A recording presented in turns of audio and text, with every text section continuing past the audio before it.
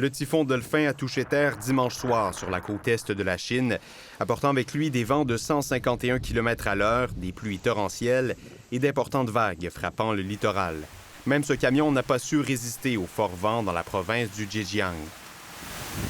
Entre 200 et 400 mm de pluie pourraient s'accumuler dans certaines régions, selon le météorologue.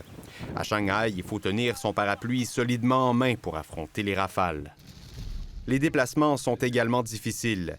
Toujours à Shanghai, des lignes du métro sont interrompues, des services de traversiers suspendus et plus de 1300 vols annulés dans les 2 aéroports principaux de la ville.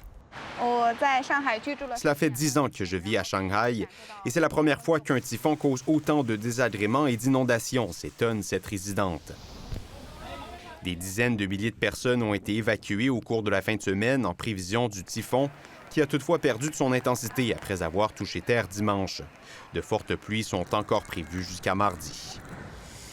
Pendant ce temps, Hong Kong traverse sa journée la plus chaude depuis 1884. Une poussée du mercure provoquée par le passage du typhon dans la région. Nous devons protéger l'environnement. Il y a du réchauffement climatique, rappelle ce touriste. Aux Philippines, les pluies des moussons saisonnières ont été intensifiées par le passage de Dolphin. Des quartiers entiers ont été inondés et des milliers de résidents évacués à Manille. Les inondations sont montées au niveau de la cuisse, raconte cette mère de famille qui a dû quitter sa résidence.